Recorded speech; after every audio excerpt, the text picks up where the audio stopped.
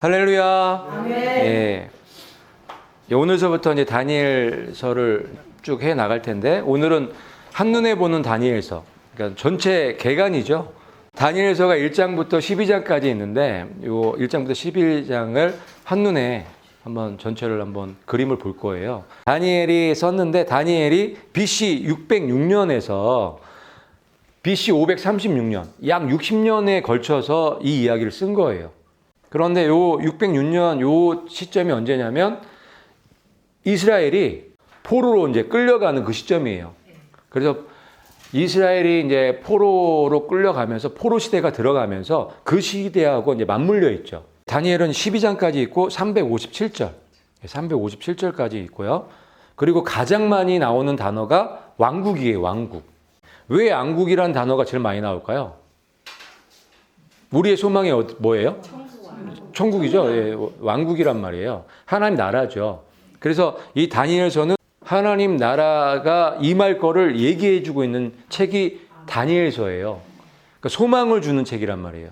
그러니까 지금 우리가 이 마귀가 만들어 놓은 시스템에서 살고 있지만 맨 마지막 끝에는 하나님 나라가 하나님 왕국이 임할 거기 때문에 그 하나님 나라 하나님 왕국을 바라보고 살라는 거예요. 세상과 버텨서 세상 사람들과 똑같이 살지 말라는 얘기를 기록해 놓은 책이 다니엘서인 거예요. 그게 핵심이에요. 이 왕들의 시대에 하늘의 하나님께서 한 왕국을 세우실 터인데 그것은 결코 멸망하지 아니하리이다. 아멘. 그러니까 이 왕들의 시대는 10발가락의 시대를 얘기하는 거예요. 맨 마지막 그 7년에 한 언약을 맺잖아요. 그게 10발가락의 시대인데 그 왕들의 시대에 하나님께서 한 왕국을 세우시는데 그게 그리스도의 왕국이죠. 하나님의 나라란 말이에요. 그때 세워진다는 거예요. 맨 끝에 하나님 나라만 바라보고 가는 사람이 예수님을 믿는 사람이죠. 근데 양쪽 세상에도 한쪽 예수님께 교회에도 한쪽 하는 사람은 사단 말도 듣고 있다는 얘기예요. 맞죠? 사단이 얘기할 때 맞아. 그러고 사단 쫓아가고 또 예수님이 얘기하면 또 예수님 쫓아가고 왔다리 갔다리 하는 거예요. 그런 사람은 토에 내버리신다는 거예요. 그래서 이런 말씀들을 기록해 놓으신 게 끝에 이 마지막 때에 하나님 나라가 변하지 않는 멸망하지 않는 나라가 세워지기 때문에 그 나라를 붙잡고 가라는 얘기를 하는 거예요. 그래서 이게 핵심 말씀이에요. 예, 지금부터 이제 본격적으로 한눈에 보는 다니엘서 들어가도록 할게요. 자, 1장 요 말씀 같이 한번 읽어볼게요. 시작. 유다 왕 여호야김의 통치 제3년에 바벨론 왕 느부갓네살이 예루살렘에 이르러 그것을 에워쌌더니 아멘. 다니엘서는 예루살렘이 멸망하면서 시작되는 거예요. 아담과 하와가 선악과를 먹으면서 죄가 들어왔잖아요. 그래서 누구의 포로가 되는 거예요? 사탄의 포로가 되는 거죠. 죄의 포로가 되는 거죠. 그 상황과 이 상황, 이 그림하고 닮아 있는 거예요. 우리도 똑같아요. 누구나 그 안에 들어갈 수밖에 없는 거예요. 우리 인간의 몸을 가지고 태어난 사람이면. 그런데 그 상황 가운데서 어떻게 이길 수 있는지를 보여주는 책이 다니엘서인 거예요. 그래서 처음에 이 이야기부터 시작되는 거예요. 그래서 이 다니엘서는 남 얘기가 아닌 거예요. 바로 나와 연결이 되어 있는 거예요. 왜? 나도 죄의 포로 가운데서 빠져나와야 되거든요. 승리해야 되거든요. 이길 수 있어야 되거든요. 그런 비법들, 그런 비밀들이 숨겨져 있는 책들이 다니엘서인 거예요. 다니엘서를 잘 우리가 이해하고 공부하고 연구하면 그런 원리와 방법들을 알겠죠. 그러면은 쉽게 이길 수 있을까요? 쉽게 이길 수 있는 거예요. 진리와 원리를 알면 이기는 건 쉬운 거예요. 몰라서 맨날 당하는 거죠. 자, 2장에는 요 내용이 나오죠. 느부갓네살의 통치 제2년에 느부갓네살이 꿈들을 꾸매 그것들로 말미암아 그의 영이 근심하고 이 바벨론의 왕인 느부갓네살 왕이 꿈을 꾸는 거예요. 그런데 자기가 꾼 꿈을 모르는 거죠. 그 꿈을 해석할 수 있는 사람이 아무도 없죠. 누구만 할 수 있어요? 다니엘만 하는 거예요. 다니엘이 누구의 사람이죠? 하나님의 사람인 거예요. 세상이 알지 못하는 거를, 세상의 박사들이 알지 못하는 거를 예수님을 믿는 사람, 하나님의 사람들은 알 수가 있는 거예요. 2장에서 그거를 또 우리가 볼 수 있어야 되는 거예요. 세상 사람들은 당연히 모르죠. 자기가 무엇을 하는지도 몰라요. 자기가 어디서 왔고 어디로 가는지도 모르는 거예요. 하지만 우리 예수님을 믿는 사람들은 다 알죠. 그냥 알죠. 성령님이 알려주시는 거예요. 성령님이 우리 안에 와 계시기 때문에, 성령님이 우리 안에 있기 계시기 때문에 아는 게 정상일까요? 모르는 게 정상일까요? 그냥 아는 거예요. 우리가 성령님의 하나님의 전이기 때문에. 그래서 예수님을 믿는 사람들은 능력자예요. 그 자체로. 그냥 얘기 안 해도 아는 거예요. 그리고 말씀을 보면은 그냥 성령님이 열어주시기 때문에, 깨닫게 해주시기 때문에 알게 되는 거예요. 그래서 말씀이 너무너무 재밌어지는 거죠. 말씀만큼 재밌는 게 없는 거예요. 놀라운 게 없는 거예요. 보물상자예요. 말씀이 보물상자예요. 성령님이 함께 있는 사람들은 말씀을 그냥 붙잡고 있을 수밖에 없어. 너무 재밌고 신나니까. 그러면 이 사람이 더 잘 될까요? 못 될까요? 더 잘 될 수밖에 없겠죠. 좋은 걸 계속 먹으니까. 뭐 그런 이야기예요. 그래서 2장에 이 느부갓네살 왕이 꿈꾼 게 이 바벨론 시대부터 마지막 때까지 하나님 나라가 임할 때까지의 이야기를 이 꿈을 통해서 이제 보여주신 거란 말이에요. 그 비밀을 아는 사람이 유일하게 다니엘밖에 없었다는 거예요. 하나님의 사랑. 그 다음에 3장. 같이 한번 읽어볼게요. 시작. 느부갓네살 왕이 금으로 한 형상을 만들었는데 왕이 그것을 바벨론 지방의 두라 평야에 세웠더라. 아멘. 예, 느부갓네살 왕이 그 꿈을 꾸고 다니엘이 해석해줘서 하나님을 찬양하고 했는데 시간이 얼마 많이 지나지도 않았는데 이 느부갓네살 왕이 어떻게 된 거예요? 교만해진 거예요. 느부갓네살 왕이 교만해지니까 자기가 다 해먹고 싶은 거죠. 그래서 금으로 다 신상을 만들어버린 거예요. 그래서 두라 평지에 거의 한 200m가 넘는 그 신상을 세운 거죠. 그 신상을 세워서 어떻게 했어요? 모든 사람들을 절하게, 우상을 만들어서 절하게 만드는 사건이 3장 말씀이에요. 그런데 여기에서 다니엘의 세 친구들이 이제 주인공으로 등장하면서 절을 안 하게 되는 사건이 일어나는 거죠. 여기에서 우리에게 주는 교훈도 바로 이제 연결이 되는 거죠. 세상이 우리한테 절하라고 요구하나요? 네. 우상을 섬기라고 요구하나요? 네. 우상이 꼭 이 금신상이 우상만은 아니잖아요. 돈이 우상이 될 수도 있고, 게임이 우상이 될 수도 있고, 미디어가 우상이 될 수도 있고, 자녀가 우상이 될 수도 있는 거예요. 여러 가지 직업이 우상이 될 수도 있는데 그런 우상들로 우리를 속이나요? 절하라고 하나요? 그게 현실이잖아요. 그런데 많은 예수님을 믿는 사람들이 거기에 절하나요? 절하죠. 절하고 그쪽으로 들어간단 말이에요. 똑같이 예수님을 믿는다고 하면서 절하는 사람이 있는 거예요. 여러분들은 어느 쪽에 서실래요? 조그만 거 타협하면 큰 것도 타협할 수 있는 거죠. 바늘두둑이 소두둑 되는 거예요. 그러니까 작은 게 더 위험할 수 있는 거예요. 요 정도는 되겠지. 이거가 마귀의 속임수잖아요. 그래서 작은 거일수록 더 철저하게 타협하면 안 되는 거예요. 지켜야 되는 거예요. 작은 거를 잘하는 사람이 큰 것도 할 수 있는 거예요. 하나님이 처음부터 우리한테 큰 일 주시나요? 안 줘요. 작은 일부터 줘요. 그거부터 잘하면 점점점 큰 거를 주시겠죠. 그러니까 작은 거에 충성할 수 있고 작은 거에 이길 수 있는 사람이 큰 것도 할 수 있는 거예요.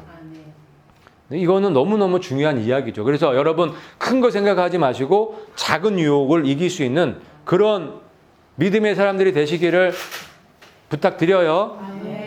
이 세 친구들이 이렇게 우상한테 절하지 않을 수 있었던 거는 작은 것부터 잘했기 때문에. 이 친구들은 작은 것도 잘했을까요? 아주 잘했겠죠. 뭐 똑같아요. 우리도 똑같이 적용되는 거예요. 그래서 그리 아니하실지라도 내가 절하지 않겠다고 담대하게 얘기하는, 선포하는 그런 아주 정말 멋있는 사람들이 우리도 돼야 되겠습니다. 그다음에 4장 또 읽어볼게요. 시작. 느부갓네살 왕은 온 땅에 거하는 모든 백성들과 민족들과 언어들에게 조서를 내리노니. 아멘. 이 4장 이야기는 느부갓네살 왕이 또 꿈을 꿔요. 큰 나무 꿈을 꾸죠. 그래서 온갖 종류의 새들이 모여들고 이 그늘이 생겨서 많은 사람들도 모여드는데 이 나무가 잘라지게 되죠. 그래서 이 새와 노수로 묶어버려서 7년이라는 시간 동안에 이 느부갓네살 왕이 짐승처럼 소처럼 살죠. 그래서 7년 뒤에 완전히 또 제정신이 돌아와서 회복을 시켜주는 거예요. 그걸 갖다가 이제 경험을 하고 나서 조서를 내리는 거예요. 하나님을 찬양하는 그런 조서를 내리는 게 이 4장 1절 말씀이에요. 여기에 핵심은 뭐냐면 하나님께서 모든 것을 주관하신다는 거예요. 그런 이야기가 4장에 있는 거예요. 그리고 5장에 벨사살 왕이 자기의 영주 1000명을 위하여 큰 잔치를 베풀고 그 1000명 앞에서 포도주를 마시니라. 아멘. 이제 느부갓네살 왕이 죽어요. 죽고 이 벨사살 왕이 아들은 아니에요. 그 벨사살 왕이 영주 1000명을 모은 거예요. 그러니까 아주 높은 사람들 1000명을 모아서 잔치를 베푸는 거예요. 그 잔치를 베푸는데 손가락이 하나 나타나서 벽에 글씨를 쓰죠. 메네 메네 데겔 우바르신, 이 글씨가 쓰여지는 거예요. 메네는 저울에 달아봤다는 뜻이고 데겔은 부족하다는 뜻이고 우바르신은 나누어졌다는, 이 바벨론 나라가 메데 페르시아에게 넘겨졌다, 나눠졌다, 뭐 이런 뜻의 글씨가 쓰여진 거예요. 그리고 이 얘기는 뭐냐면 이 5장 말씀은 바벨론이 멸망하는 이야기를 기록해 놓은 거예요. 여기에서 우리한테 주는 교훈은 바벨론에 취해 있으면, 바벨론의 그 포도주에 취해 있으면 같이 함께 멸망한다는 것을 기록해 놓으신 거예요. 이 안에. 그래서 바벨론은 멸망할 수밖에 없다는 거죠. 그런데 많은 사람들이 그 멸망하는 그 바벨론에 타고 있고 타려고 노력하고 있는 거예요. 그런데 여기에서 이 다니엘 5장을 통해서 바벨론은 반드시 망하게 돼 있다는 것을 알려주는 내용이 5장에 있는 거예요. 바벨론이 망하면서 이제 나라가 바뀌죠. 바벨론은 금머리죠. 금머리가 이제 멸망하면서 은나라 메데 페르시아가 이제 올라오는 장면이 5장에 나오는 거예요. 그 다음에 6장, 다리오가 온 왕국을 다스릴 통치자 120명을 세워 왕국을 다스리는 것을 기뻐하더라. 아멘. 이제 정권이 바뀐 거죠. 메데 페르시아가 이제 세계를 지배하게 된 거예요. 얼마나 나라가 그때 컸냐면 통치자 120명이나 있을 정도로 엄청나게 넓었죠. 그 중에 총리가 3명이 있었어요. 이 120명을 또 다스리는 3명의 총리가 있었는데 그 중에서 제일 으뜸 총리가 다니엘이었던 거예요. 그러니까 이 총리들이 다니엘을 어떻게 한 거예요? 시기한 거예요. 흠을 찾아서 이 다니엘을 제거해야 되는데 흠을 찾았더니 있어요, 없어요? 없는 거예요. 그래서 후면한 방법이 뭐죠? 그렇죠. 다니엘이 날마다 3번씩 기도했거든요. 이걸 갖다가 이제 흠을 잡아서 다니엘을 사자굴에 집어넣는 계략을 꾸미게 되죠. 그래서 사자굴에 들어가는 거예요. 하지만 사자굴에서 살아서 나오는 그런 내용이 6장 이야기예요. 다니엘은 기도로 정면 돌파한 거예요. 기도로. 그래서 승리했죠. 잠깐 고난은 있을 수 있지만 그 고난을 통해서 하나님께서 영광을 받으시는 거예요. 그거를 역전시켜 주시니까. 7장, 바벨론 왕 발세살의 제1년에 다니엘이 자기 침상에서 꿈을 꾸며 머릿속에 환상들을 받고, 아멘. 예, 이제 7장부터 본격적으로 다니엘이 이제 꿈을 꾸고 환상을 보는 거예요. 그런데 언제 봤대요? 벨세살 왕 제1년에 첫 번째 환상을 보게 된 거죠. 그게 뭐예요? 사자, 곰, 표범, 무서운 짐승. 요거를 차례대로 본 거죠. 바다에서 올라와서. 그래서 하나님의 나라가, 하나님의 왕국이 세워지는 그런 이야기가 7장 이야기죠. 2장과 7장은 바로 연결되어 있죠. 느부갓네살 왕이 꾼 꿈, 인류 역사의 이야기를 다른 관점에서 하나님께서 다니엘에게 보여주신 거예요. 그리고 그 안에 어떤 일들이 일어날 것인지, 그리고 마지막 때 무슨 일이 일어날 것인지를 기록해 놓으신 게 7장 이야기예요. 그 다음에 8장이 처음에 나 다니엘에게 나타난 환상 이후에 벨사살 왕의 통치 제3년에 한 환상이 내게 곧 내게 나타나매. 아멘. 그리고 나서 벨사살 왕 3년에 첫 번째 꿈은 1년에 그 다음에 두 번째 꿈을 벨사살 왕 3년에 꾸게 된 거죠. 이 7장은 바벨론부터 이제 연결되는 꿈을 꿨다면 이 8장은 메데 페르시아부터 시작되는 꿈을 꾸는 거예요. 그래서 맨 마지막에 적그리스도가 언제 나타날 건지 그 이야기를 기록해 놓은 게 8장 이야기예요. 이 이야기들은 다니엘 본론에 들어가서 자세하게 할 거예요. 오늘은 그냥 이런 게 있다는 것만 알아두시면 되겠습니다. 그래서 8장에 그 유명한 2300주야 예언이 나오는 거죠. 그 7장에 한때 두때 반때 마지막 후 3년 반의 예언이 나오는 거예요. 그 다음에 9장 메대 사람들의 시에 속한 아하수에로의 아들 다리오가 갈대아 사람들의 영토를 다스릴 왕으로 세워진 첫 해에 9장 이야기는 유명한 70일의 이야기가 나오는 거예요. 그런데 그때가 언제래요? 메대 사람 다리오가 갈대아, 그러니까 바벨론이죠. 바벨론을 다스린 첫 번째 해. 바벨론이 망한 그 해에 이 예언을 주신 거예요. 9장 1절, 2절 보면은 다니엘이 성경 공부를 하죠. 예레미야를 공부하면서 포로 기간이 70년이라는 걸 알게 되는 거예요. 그러면서 금식하면서 회개 기도하는 거예요. 그러면서 70일의 예언을 받게 되는 거예요. 여기에서 우리가 짚고 넘어갈 거는 다니엘이 무슨 공부했다고요? 성경 공부를 한 거예요. 그래서 이 예수님을 믿는 사람, 하나님 믿는 사람들은 말씀 공부는 필수인 거예요. 다니엘이 하루만 공부했을까요? 아니죠. 어렸을 때부터 날마다 공부를 한 거예요. 말씀을 먹은 거죠. 우리 영은 말씀을 먹어야 살거든요.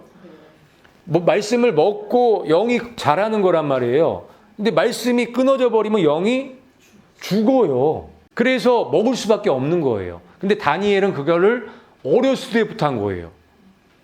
그러니 얼마나 영이 강건하겠어요. 그리고 예레미야를 보면서 뭘 깨달았다고요? 70년이 차면은 회복됐다는 거를 알게 된 거예요. 놀랍지 않나요? 성경을 보면 그런 거를 알 수가 있는 거예요. 왜? 성경을 기록해 신 목적이 거기에 있으니까. 특별히 지금 마지막 때는 더 그런 예언들을 알 수 있게끔 해 놓으셨겠죠. 장치를 해 놓으셨겠죠. 그런데 뭘 봐야 돼요? 성경을 봐야 되잖아요. 특히 예언서들을 봐야 되잖아요. 그러면 우리가 이런 모든 것들을 다니엘이 알았던 것처럼 알 수 있는 거예요. 다니엘이 이렇게 매일 성경을 연구하고 매일 그렇게 기도를 하니까 하나님이 보여주시는 거죠. 열어주시는 거예요. 우리도 그렇게 해야 되는 거, 할 수 있다. 해야 된다. 그거를 말씀해 주시는 거란 말이에요. 다니엘도 우리랑 똑같은 사람이죠. 그러면 우리도 할 수가 있는 거란 말이에요. 그래서 우리가 다니엘처럼 성경 공부를 열심히 해야 되겠습니다. 그 다음에 10장. 페르시아 왕 고레스의 제3년에 한 일이 다니엘에게 계시되었는데 그 일이 참되나 정해진 때는 길더라. 아멘. 10장에 드디어 다니엘이 예수님을 만나요. 10장에 기록된 사람 같은 그 분이 계시록 1장에 나온 그 예수님과 너무 닮아 있어요. 마치 계시록에서 요한이 예수님 만나서 거의 죽은 사람처럼 엎드린 것처럼 다니엘이 이 다니엘 10장에서 예수님을 보면서 요한하고 똑같은 거예요. 거의 죽은 사람처럼 그렇게 그런 상태로 엎드러져 있는데 예수님이 힘을 주시죠. 그리고 예수님이 직접 그 예언의 말씀을 쭉 얘기해 주시는 거예요. 그 이야기가 11장부터 이제 12장까지 쭉 연결이 된 거예요. 아주 다니엘서는 참 너무 놀라운 책이에요. 너무 흥미롭고 우리하고 그냥 바로 연결되는 그런 책이 다니엘이라고 이해하시면 되겠어요. 10장에 예수님과 다니엘이 만나는 장면이에요. 그리고 이제 11장이 예수님이 쭉 예언의 말씀을 하시는 거예요. 또 내가 메대 사람 다리오의 제1년에 일어나 그를 굳건히 하고 강하게 하였나니. 아멘. 이게 예수님이 하신 말씀이에요. 그래서 11장 1절부터 예수님이 쭉 풀어주시는 거예요. 11장은 굉장히 중요하죠. 아주 자세하게 설명되어 있기 때문에 이때 메데 페르시아 때부터 끝에 맨 마지막까지 쭉 설명되어 있는 게 11장, 12장이에요. 그때 내 백성의 자손들을 위하여 일어서는 큰 통치자 미가엘이 일어날 것이요. 아멘. 그래서 맨 마지막에 이스라엘 백성을 위해서 미가엘이 일어나는 이야기를 또 예수님이 해 주시는 거예요. 기록해 놓으신 거예요. 그래서 12장 1절에 이렇게 시작하면서 이제 마지막에 어떻게 끝날 것인지를 기록해 놓으신 게 이제 12장 이야기인 거예요. 그래서 1장부터 12장까지 쭉 살펴본 거예요. 그리고 여기에 중요한 거는 죄의 포로로 잡혀 있는 사람들이 어떻게 그 포로에서 빠져나올지 그 방법을, 그런 원리를 기록해 놓으신 게 다니엘서라는 거. 그 관점에서 우리가 다니엘서를 봐야 된다는 게 첫 번째고, 두 번째는 인류 역사가 어떻게 돌아갈 것인지를 또 기록해 놓으신 거예요. 그 인류 역사를 그렇게 디자인해 놓으신 게 누구다? 하나님이신 거예요. 예수님이죠. 하나님이 그렇게 디자인해 놓으신 거예요.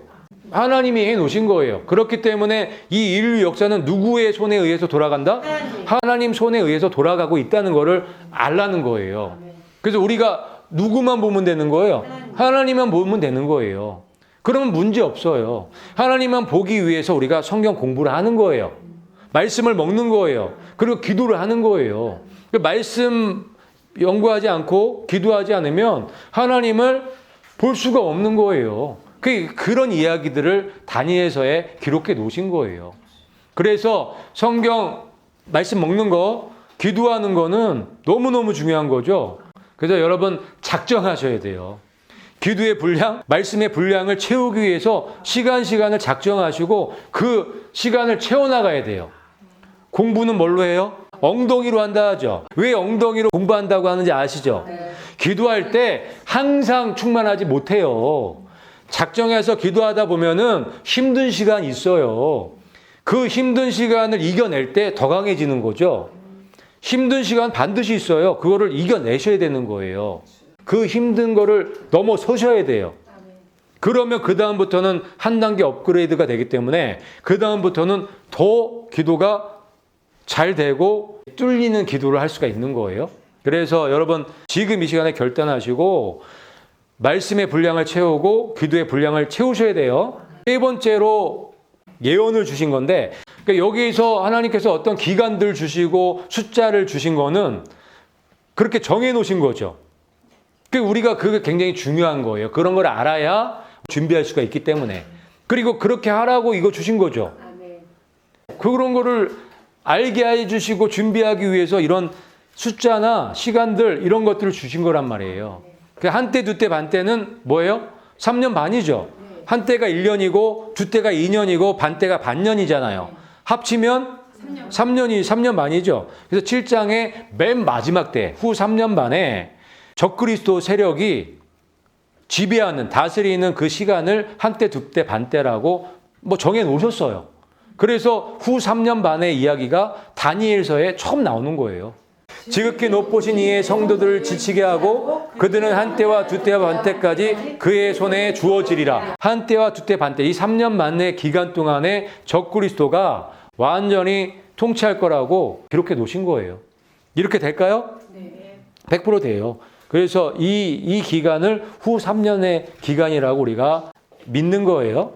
그 다음에 이제 8장에 그 유명한 2300주야가 나오는 거예요.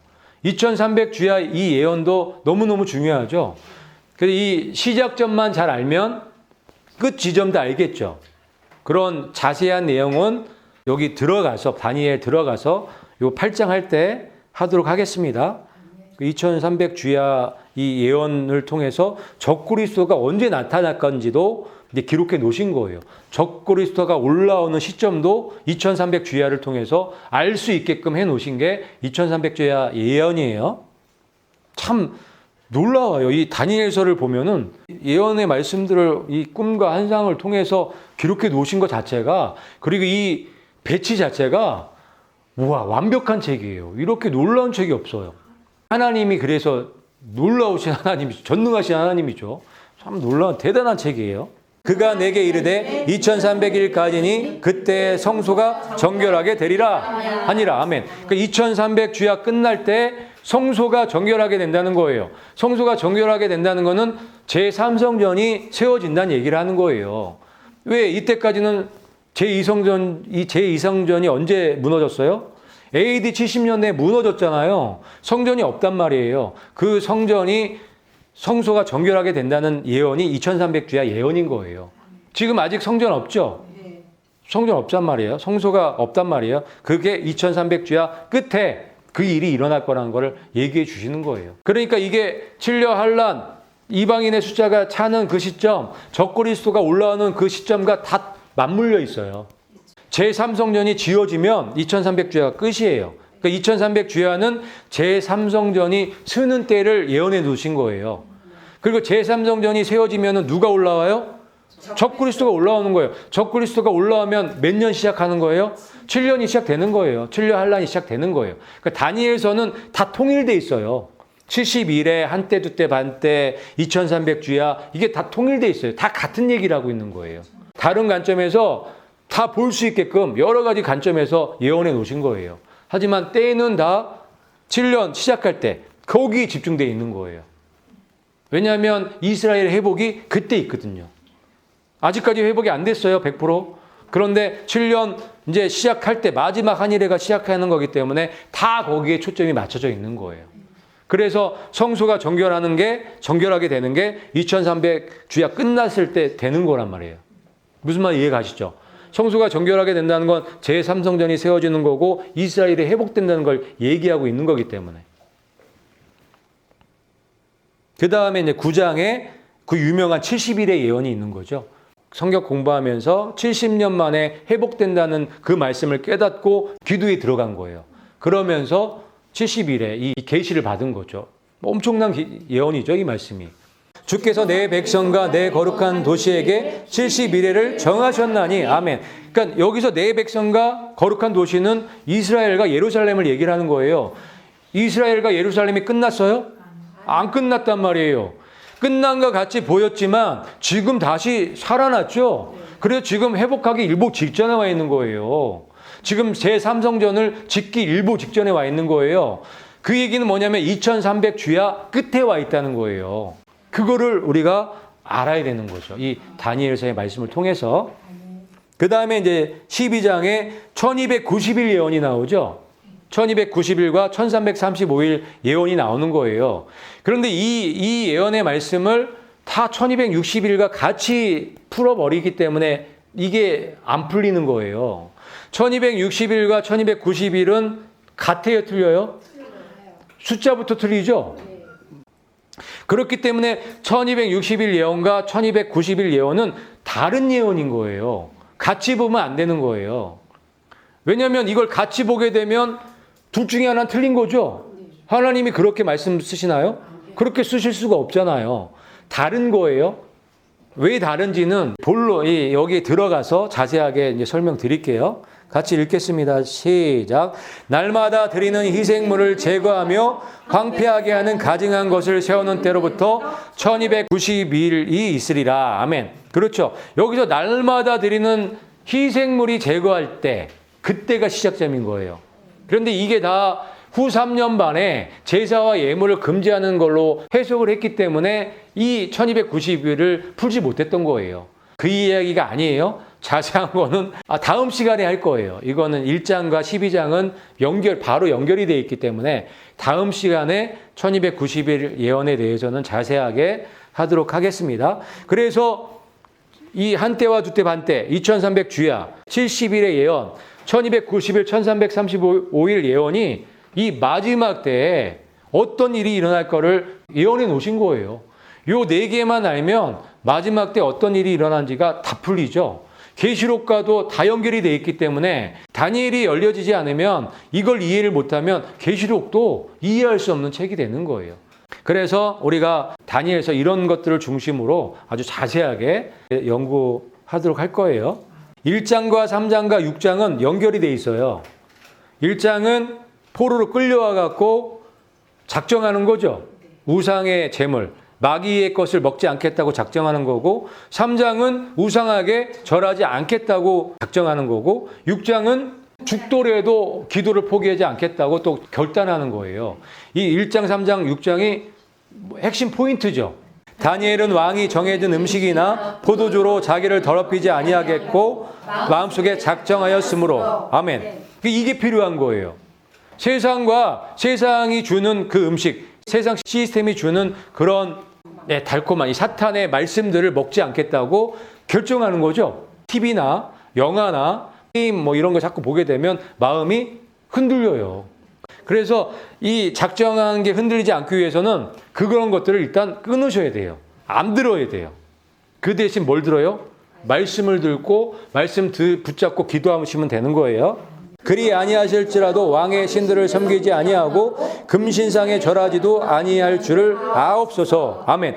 그러니까 그리 아니하신다는 얘기는 뭐냐면 내 양심대로 살겠다는 거예요. 양심.